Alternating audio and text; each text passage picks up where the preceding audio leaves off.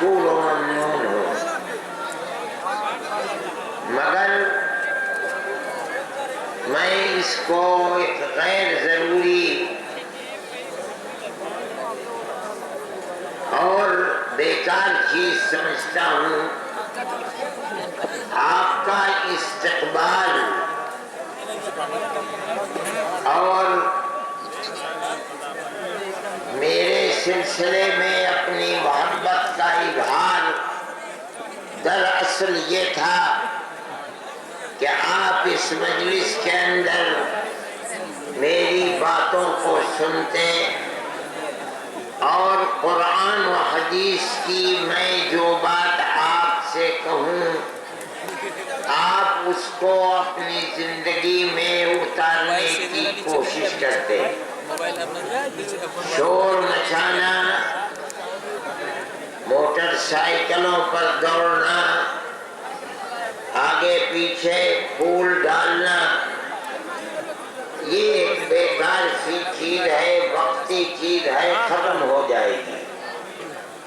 لیکن اس جلسے میں دوسرے علماء کرام اور میں بھی ایک خادم کی حیثیت سے قرآن و حدیث کی جو بات آپ سے کرتا، اگر آپ اس بات کو قبول کر لیں تو یہ بات آپ کے لیے، میرے لیے، مدرسے کے لیے، مدرسے کے منتظمین اور اساتذہ کے لیے ایک مفید چیز ہوتی۔ آئندہ ایسا نہ کریں، خراب بات ہے۔ اسی طرح کا استقبال سنبھل ضلع مراد آباد اب تو خود وہ شہر بن گیا، وہاں کے لوگوں نے کیا اور اس میں ایک لڑکا مر گیا اور دوسرے لڑکے کو بہت چوٹ آئی، اس کا سر پھٹ گیا۔ ایک واحد سی چیز تھی جو ایک جان اس نے لے لی۔ مجھے ڈر لگتا ہے کہ اس طرح کی صورتحال کہیں نقصان نہ دے۔ میں دیکھ رہا ہوں یہ چھوٹا سا استعمال ہاں میرا جو جیب میں رکھ اس کو۔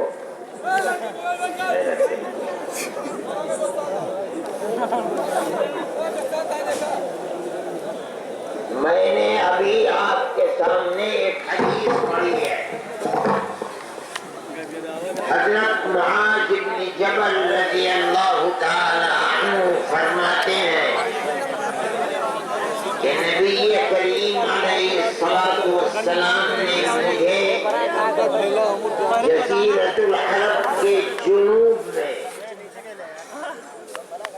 یمن میں اپنا گورنر بنا کے جب بھیجا ہے تو مجھے روانہ کیا، میرے ساتھ ساتھ آپ بھی چلے۔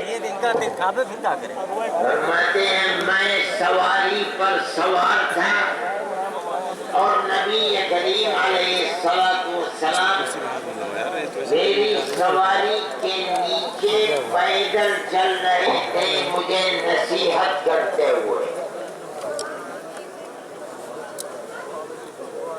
فرماتے ہیں جب نصیحت سے فارغ ہو گئے تو مجھ سے فرمایا اے معاذ، ہو سکتا ہے کہ تم اس سال کے بعد پھر مجھے کبھی نہ دیکھو۔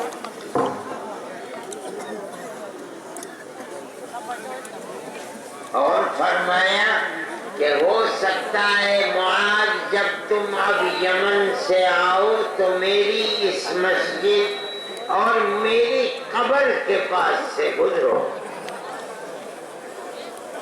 ایسا لگتا تھا کہ جیسے رسول اللہ صلی اللہ علیہ وسلم کو اللہ نے بتا دیا کہ آپ کو جس مقصد کے لیے دنیا میں رسول بنا کر بھیجا گیا تھا اب پورا ہو رہا ہے، چلیے۔ اب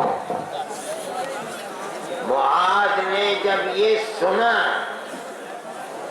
کہ اب میری ملاقات آخری ملاقات ہے تو معاذ بے خود ہو کر رونے لگے. اب میری ملاقات آپ سے نہیں ہوگی.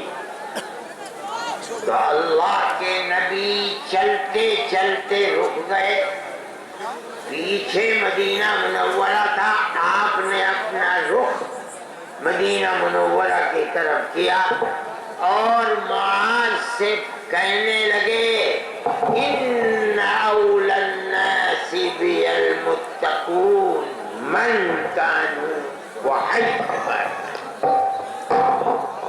روتے کیوں ہو؟ دنیا میں جو آیا ہے جانے کے لیے آیا ہے. جس کو مجھ سے محبت ہے وہ بھی جائے گا, میں بھی جاؤں گا. لیکن دوسری دنیا میں جس کو آخرت کہتے ہیں, مجھ سے سب سے زیادہ قریب قیامت کے دن خدا کی جنت میں سب سے زیادہ قریب وہ آدمی ہے جو متقی ہے. چاہے کچھ بھی ہوں, فقیر ہوں, دھوبی ہوں, سید ہوں, شیخ ہوں, پٹھان ہوں, مغل ہوں, فقیر ہوں, مالدار ہوں, دنیا کے کسی ملک میں رہتے ہوں, کسی برادری کے ہوں, کہاں کے بھی ہوں. شرط ہے میری قربت کے لیے کہ متقی بن کر دنیا میں زندگی گزاریں. یہ حدیث ہے. اس کا مطلب ہے کہ اللہ کے نبی کی قربت دولت سے نہیں ملتی. اللہ کے نبی کی قربت گول ٹوپی اور لمبے کرتے سے نہیں ملتی. اللہ کے نبی کی قربت اگر کسی کو ملے گی آخرت کے اندر تو متقی کو ملے گی. متقی کا مرتبہ کتنا بلند ہے. قرآن میں اللہ فرماتا ہے اعدت للمتقین. جنت جس کے قصے آپ نے سنے ہوں گے, وہ جنت بنائی گئی ہے متقیوں کے لیے.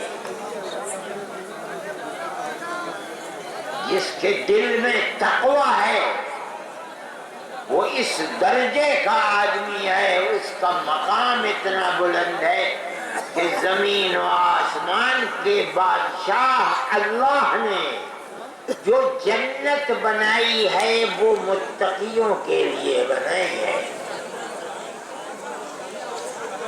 قرآن میں اللہ کہتا ہے تِلْكَ الْجَنَّةُ الَّتِي نُورِثُ مِنْ عِبَادِنَا مَنْ كَانَ تَقِيًّا.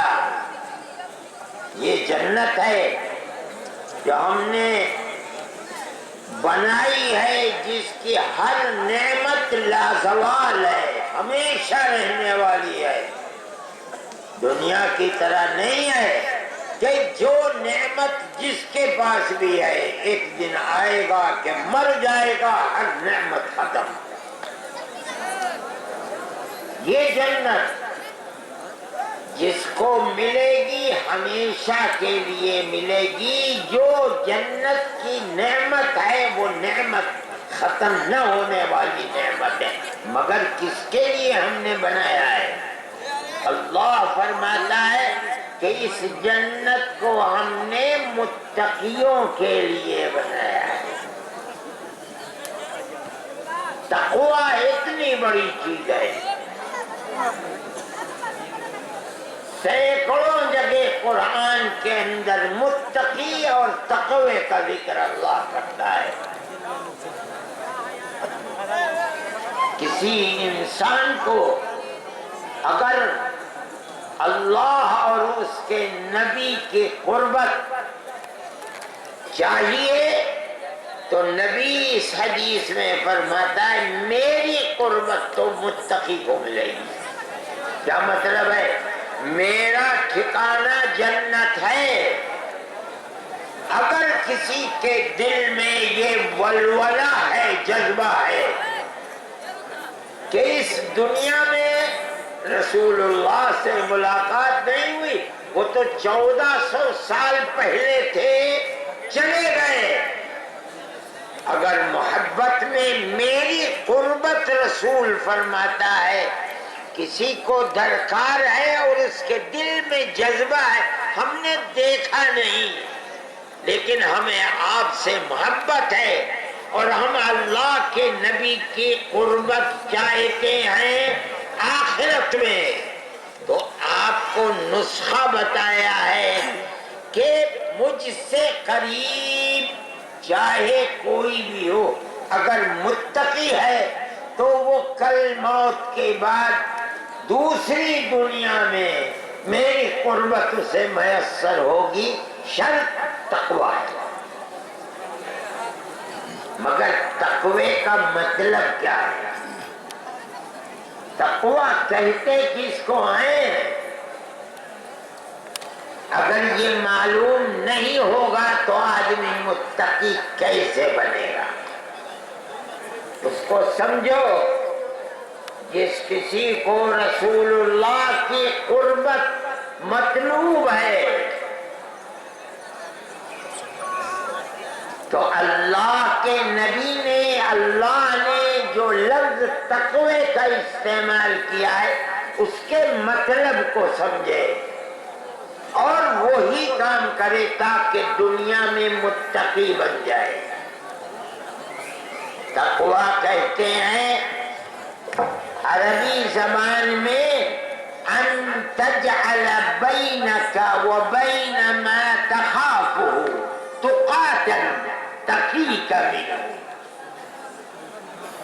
جس چیز سے تجھے ڈر لگتا ہے، شیر ہے سامنے، سانپ بیٹھا ہوا ہے، آگ ہے، تجھے ڈر لگتا ہے، تقوی کا مطلب ہے تو اپنے اور اس شیر کے درمیان میں، سانپ کے درمیان میں، اپنے اور آگ کے درمیان میں ایسی دیوار کھڑی کر لے کہ تجھے شیر یا سانپ ڈس نہ سکے، نقصان نہ پہنچا سکے. یہ ہے تقوی. اپنے اور اس چیز کے درمیان میں جس سے ڈر لگتا ہے، اپنے اور اس کے درمیان میں ایسی دیوار بنا لے کہ شیر تجھے نقصان نہ پہنچا سکے، سانپ تجھے نقصان نہ پہنچا سکے. یہ مطلب ہے تقوی کا. اب قرآن میں کہیں آتا ہے اتقوا اللہ، اللہ سے تقوی کو اپناؤ. اس کا کیا مطلب ہے؟ اتقوا غضب اللہ، اپنے اور اللہ کے غصے کے درمیان ایمان اور عمل صالح کی ایسی دیوار بنا لے کہ تجھے اللہ کے غضب سے اللہ کی امان مل جائے. کہیں آتا ہے اتقوا النار، جہنم کی آگ سے بچو. کیا مطلب ہے؟ تقوی اپناؤ، اپنے اور جہنم کی آگ کے درمیان ایمان اور عمل صالح کی ایسی دیوار بنا لے کہ جہنم کی آگ تجھے کوئی نقصان نہ پہنچا سکے. یہ مطلب ہے تقوی کا. متقی اس کو کہا جائے گا جس کا ہر قدم جو آنکھ اٹھے تقوی کو، کیا اپنے اور اپنے اللہ کے غصے کے درمیان اپنے عمل کو صالح کر آنکھ حلال کی طرف اٹھا. اگر حرام کی طرف اٹھاتا ہے متقی نہیں ہے. زبان کھول رہا ہے کیا بول رہا ہے دیکھ, اپنے اللہ سے ڈر. کان کدھر لگا رہا ہے غور کر, اللہ سے ڈر. ہاتھ کسے لگا رہا ہے دھیان کر, اللہ سے ڈر. تب وہ تقوی ہوگا. تقوی لمبا کرتا اور گول ٹوپی پہننے سے نہیں ہوتا. جو کر رات اور دن میں تیرا جو قدم آگے بڑھتا ہے, جو کام کرتا ہے, رات ہو یا دن ہو, کوئی دیکھنے والا ہے یا دیکھنے والا نہیں ہے. ہر وقت اپنے اللہ کو سامنے رکھ. اللہ ناراض تو نہیں ہوگا, اللہ دیکھ رہا ہے. اللہ سے کوئی چیز چھپی ہوئی نہیں ہے. یہ ہمارا ایمان ہے, مسلمان کا عقیدہ ہے کہ ہر